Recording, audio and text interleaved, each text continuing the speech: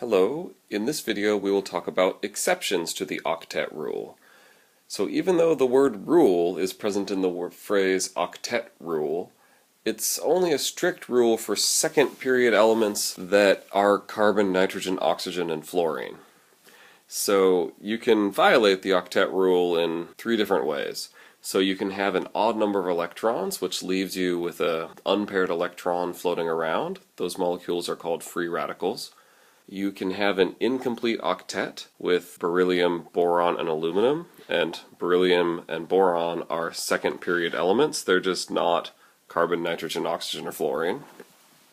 And then the expanded octet, if your central atom is in the third row of the periodic table or beyond, like phosphor or sulfur or something like that, then you can exceed the octet rule. You can have more than an octet.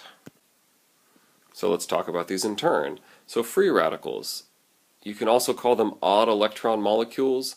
I don't usually use that phrase, nor do I hear it much, so just go with the radicals. Radicals are often very reactive. They don't want to have this odd number of electrons, they want to make pairs and octets, and so they'll react with other molecules to make that happen. Not always, but usually. So nitric oxide is an example here. Its standard name would be nitrogen oxide or nitrogen monoxide, but most people call it nitric oxide. It's a 11 electron molecule. When you go to put these electrons around, you're never going to satisfy the octet on both because you have an odd number of electrons.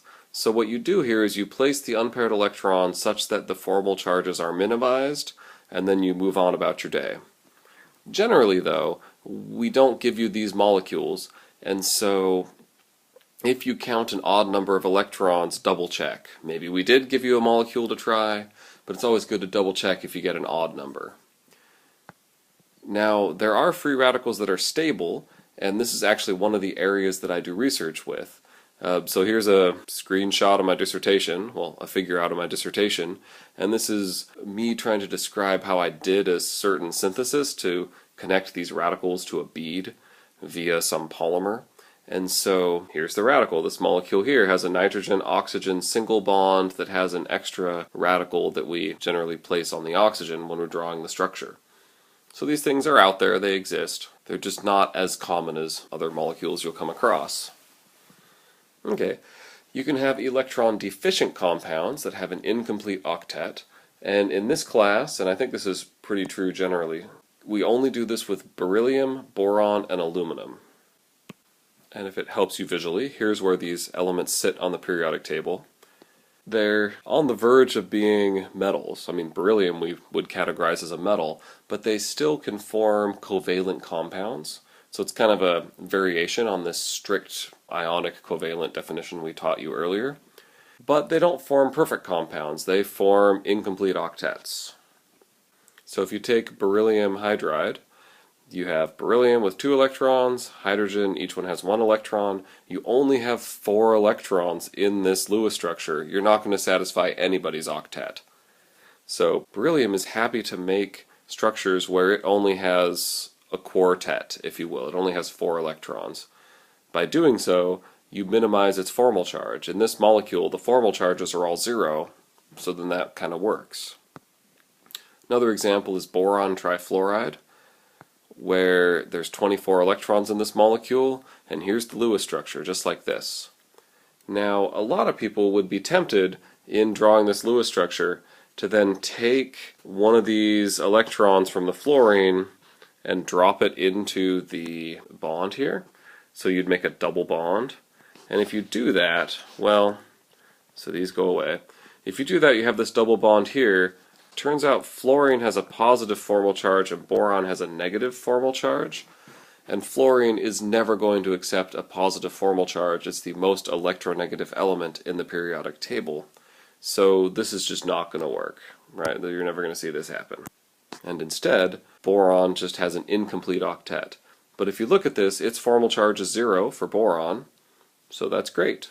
And the formal charges on the fluorine are 0, so this makes sense as a molecule, even if it doesn't have a complete octet. So again, that's okay for beryllium, boron, and aluminum. Now on the other end, you can have expanded valence shells. So these atoms exceed their octet. And the big ticket here is this is only possible if n is greater than 2. So that means you're in the third row of the periodic table, or more, maybe the fourth row, things like that. So here's your pretty visual. It's not the ones in the top here, not the n equals 2. It's the n equals 3 and below. These ones can exceed their octets. So you've got to check for that. Make sure that you're in the right spot and your element can pull this off. And the reason is that these elements will cheat and use some of the d orbitals as well in order to make these the extra bonding happen.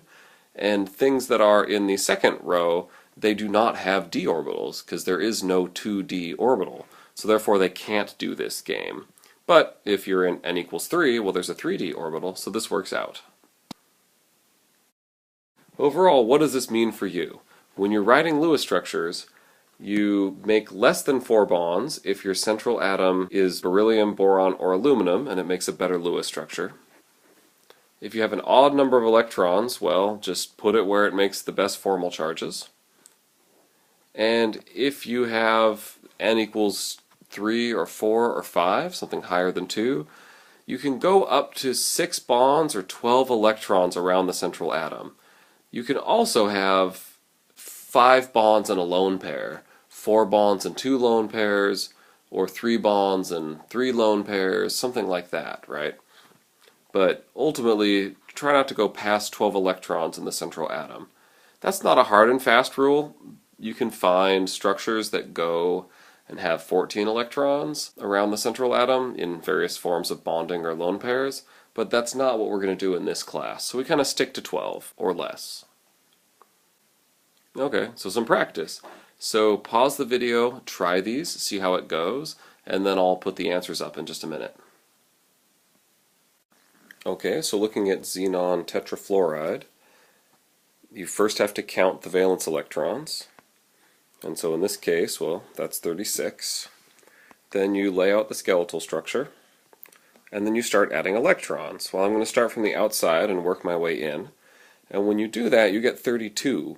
Well, there's still 4 electrons you have to put in there. You cannot put them on the fluorines because they do not exceed their octets. And also, another general point is that we only exceed octets on the central atom. Just that's how it works. And so the only place we can put these extra electrons is on the central atom. And fortunately, that works out. It gives us 36 electrons total. We've only exceeded the octet of xenon up to 2, 4, 6, 8, 10, 12 electrons, that's okay. So this is a good structure. Now you should always check formal charges. 5, 6, 7, 8. Turns out xenon has a 0 formal charge, and so do all the fluorines. So that's another way that you can tell that this is a good structure. Alright. Next one, let's look at the aluminum tribromide.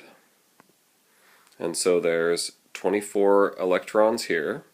You lay out the skeletal structure, and then add the electrons around. And when you do that, you get 24 electrons. And that's great.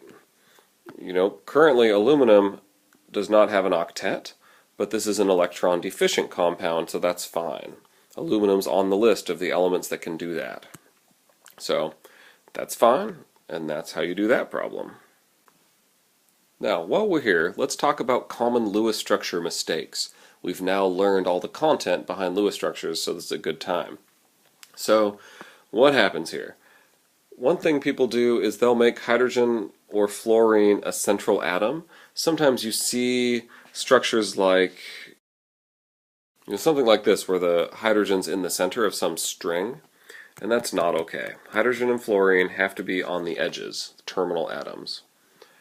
Oftentimes people will just forget to make octets. It's okay to not make an octet if you're violating the octet rule, but if you're not trying to do that and you don't make an octet, oops.